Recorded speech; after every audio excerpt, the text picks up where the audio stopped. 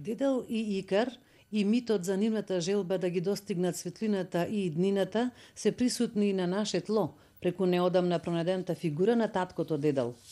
На археолошките ископувања на Плаошник во Охрид се откриени и други вредни предмети од неолитот до денешни дни, што значи дека локалитетот е со континуиран живот. Неодамна при археолошките ископувања на Плаошник, под нивото на мозаиците од ранохристијанската базилика која се наоѓа околу Свети Климентовата црква, беше откриена бронзена фигура на митскиот летач Дедал, која датира од 3 или 2 век пред нашата ера. Во литературата, бидејќи не најдовме соодветна паралела и бидејќи нема друга карактеристика за друга некоја таква фигура, едноставно можеме да заклучиме само дека се работи за навистина за митскиот летач Дајдал.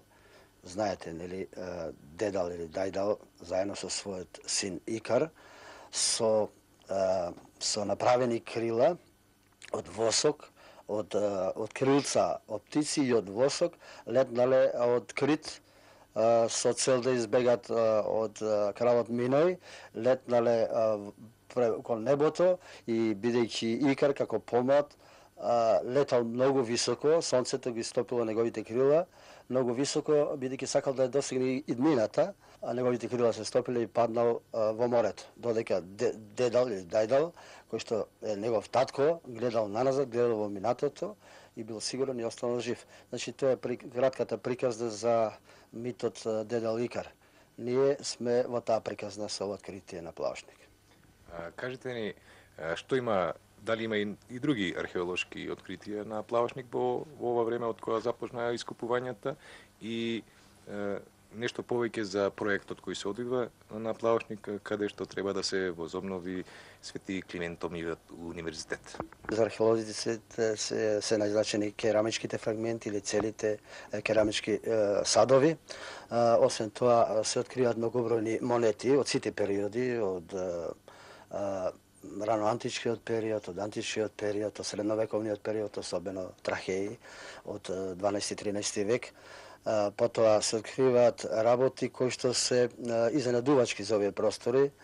Например, се открија неколку примероци на македонски бронзи, кои што се досега откривани само во Источна Македонија, односно на просторите од Пајонија и од Северна Грција. Значи, такви македонски бронзи откривме на Плаошник и тие се многу значајни, бидејќи со тоа се може да се констатира дека и овие простори имале врска со македонскиот етнички супстрат во старите времења, а не со илирскиот етнички супстрат.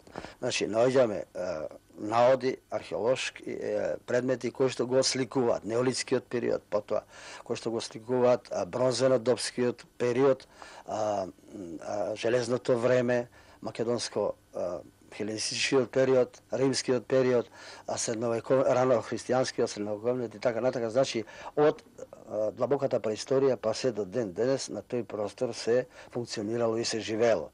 За тоа говорат археолошките факти и артефакти.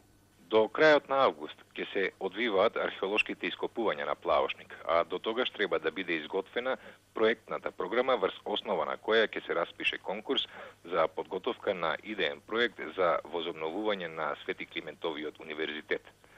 По ова ќе се изготви главниот проект најдосна до мај 2008 година, кога практично ќе започне возобновувањето на првиот словенски